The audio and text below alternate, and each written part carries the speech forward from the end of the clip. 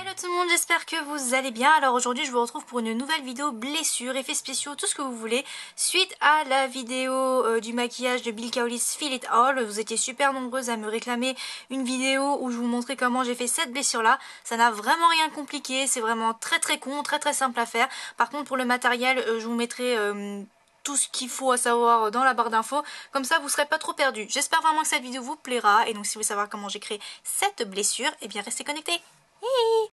Pour cette blessure, j'aurai besoin de colle légère ou de colle à potiche, ça dépend ce que vous avez sous la main, du Scar Wax ou alors du Ciné Wax, ça dépend ce que vous avez également, des fards crème bleu, rouge et jaune, des pinceaux de différentes tailles, ensuite une éponge cosmétique parce que c'est toujours bien pour estomper, et également du faux sang parce que sinon ce ne serait pas drôle, et ici c'est du sang épais.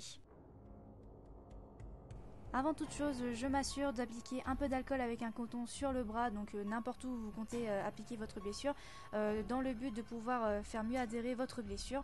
Ensuite, je prends donc de la colle que j'applique en tapotant, et donc le fait de tapoter va faire en sorte que la colle va sécher un petit peu plus vite. Et une fois que ça c'est fait, je vais prendre de la vasine ou alors de la crème ou de l'huile, peu importe, tant que c'est gras, et bien ça vous permettra de mieux travailler la vasine n'importe quoi, le Scar Wax, parce que c'est super chiant à travailler. Donc la vasine ou la crème vous permettra de la travailler sans que la cire vous colle aux doigts ou sous les ongles. Et une fois que j'en ai partout sur les doigts, et bien je travaille le Scar Wax en forme de boule, et au dépend de la taille de votre boule, ça fera la taille de votre trou en fait.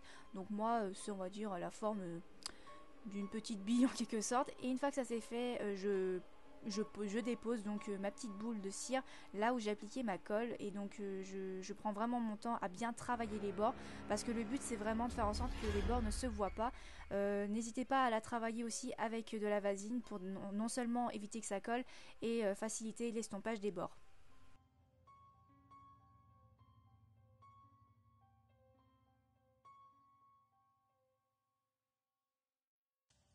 Et s'il vous plaît, prenez quelque chose qui ne coupe pas ou qui ne pique pas, parce que si vous vous blessez à cause de moi, je m'en voudrais énormément. Donc bref, vous prenez un objet quelconque pour pouvoir faire le trou, donc en l'occurrence une paire de ciseaux ou alors le bas d'un pinceau pour vraiment élargir le trou en quelque sorte, sans arrière-pensée s'il vous plaît.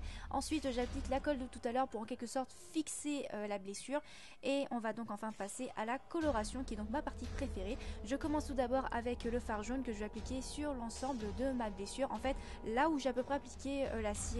Voilà, pour commencer donc la coloration, donc cette peau irritée que je recherche. Je prends donc le fard bleu que j'applique un petit peu au milieu de là où j'ai appliqué le jaune en fait. Ça va vraiment donner cette impression de peau contusionnée, de bleu en quelque sorte. Ensuite je prends le rouge foncé, un rouge bordeaux très foncé, que j'applique vraiment au centre, mais que je n'hésite pas également à déborder un petit peu pour donner cette impression de peau irritée encore une fois. Et puis si vous trouvez que c'est trop voyant, j'estompe vite fait avec une éponge, parce qu'en fait je voulais vraiment qu'on ait l'impression que la coloration est sous la peau et non sur la peau. Ensuite je prends le même fard rouge de tout à l'heure avec un pinceau cette fois-ci, et je vais donc remplir le petit trou pour donner cette impression de profondeur. Rappelez-vous que plus vous en mettez et plus la blessure sera profonde. Je n'hésite pas non plus à déborder un tout petit peu pour donner cette impression de sang giclé. Et en parlant de sang, je vais prendre donc du sang gélifié que je n'ai pas montré tout à l'heure, qui va donc donner cette impression de chair déchiquetée en quelque sorte, et de sang un petit peu coagulé. Et donc encore une fois je déborde un tout petit peu pour dégueulasser un petit peu la blessure. Et enfin je prends le faux sang épais de tout à l'heure que j'applique à l'intérieur de la blessure, et avec une éponge de récupération ou une éponge qui ressemble à ça, voilà, je sais pas comment ça s'appelle, je tapote vite fait et vous allez voir que ça va diffuser le sang comme si ça éclaboussait de partout. Et j'étire un tout petit peu pour donner encore cette impression de sang giclé, mais un petit peu en forme d'égratignure.